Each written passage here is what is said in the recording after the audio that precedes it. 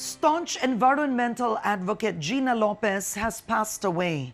She was 65. She served as Environment Secretary under the Duterte administration, and during her stint, she ordered an intense crackdown on violators of mining regulations.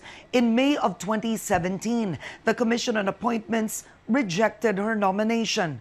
Prior to joining government, Lopez initiated various corporate social responsibility programs for the environment. She was managing director of the ABS-CBN Foundation, launching the Bantay Bata 163 program, the country's first hotline against child abuse. She also established the foundation's environmental arm, Bantay Kalikasan.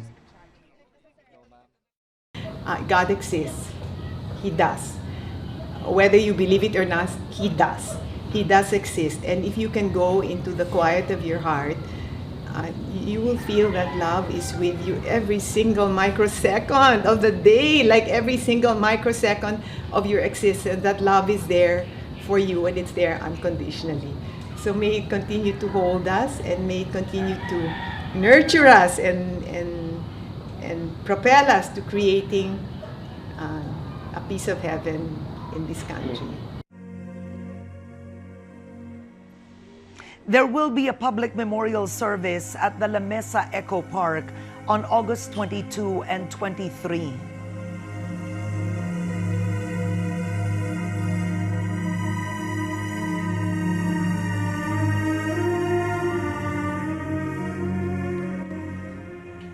Gina Lopez was a warrior of our times, from serving in the private sector to her controversial stint in the Duterte cabinet. She sought to fight poverty and defend the environment. Here's a look at Gina Lopez's mission and her legacy. The daughter of ABS-CBN Chairman Emeritus Henny Lopez and Conchita Lao, Gina Lopez was born to an affluent family. But she always had a heart for the marginalized. She was an earth advocate whether she was in or out of government. As Environment Secretary under the Duterte administration, Lopez ordered an unprecedented inspection of all mining firms for compliance with safety laws, ruffling the feathers of big mining companies. But in May of 2017, the Commission on Appointments rejected her nomination. Still, Lopez looks back at that short government stint with fondness. It taught me the possibilities of vision, like going to a place and that's where I realized we shouldn't have poverty in this country. We just shouldn't. Traveling the country and seeing the resources that are there and feeling the beauty of our people. I mean, how can we ever possibly be poor?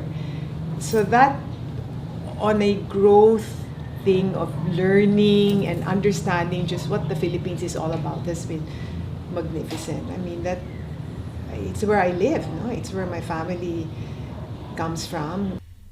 Prior to joining government, Lopez initiated various corporate social responsibility programs. Among them, Bantay Bata 163 under the ABS-CBN Foundation, a program which rescues children who are victims of domestic violence. Through Bantay Kalikasan, Lopez championed the rehabilitation of the 2,700-hectare La Mesa watershed, which she considers one of her biggest achievements.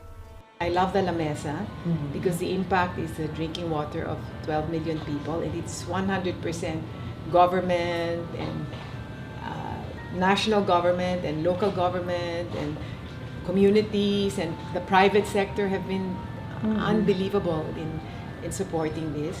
So that's really good. Then I'm really proud of eMedia. We have a whole generation of people, of kids that are now working that grew up with Sinescuela and Bayani and Math Tinik. And they'll say, I know that, we remember that. And they're already working in the workforce. So I will forever be thankful for that. And the tapes that we have produced continue to upgrade the education system. Will be always deeply proud of the Bantay Kalikasan projects, where we have areas there where the communities are now earning millions on their own. For her work, Lopez received numerous awards from both the government and the private sector. Caroline Howard, ABS-CBN News.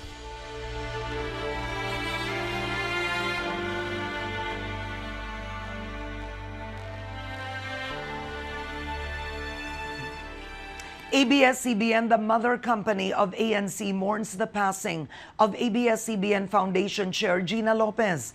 In a statement, the company expressed grief over the loss of a defender of children's rights, fighter for the oppressed, and a foundation of environmental protection. ABS-CBN also paying tribute to Lopez for spearheading ABS-CBN Foundation's programs, Bantay Bata 163 and Bantay Kalikasan. It says Gina Lopez served as an inspiration for ABS-CBN Foundation to accomplish the impossible. It hopes her legacy continues to live on in the hearts of Filipinos she touched. ABS-CBN Chair Mark Lopez honors his cousin Gina, remembering her overflowing love and passion to serve. He also expresses admiration for Gina for her efforts to help uplift the lives of those in need. He lauds Lopez for inspiring people she worked with. The ABS-CBN Chair says Gina will be greatly missed as the country loses an irreplaceable leader and crusader. Malacanang also sending its condolences to the Lopez family following Gina Lopez's passing. Duterte spokesman Secretary Sal Panelo describes Lopez as the most passionate cabinet member, adding her legacy remains unparalleled. Panelo also says Lopez will be greatly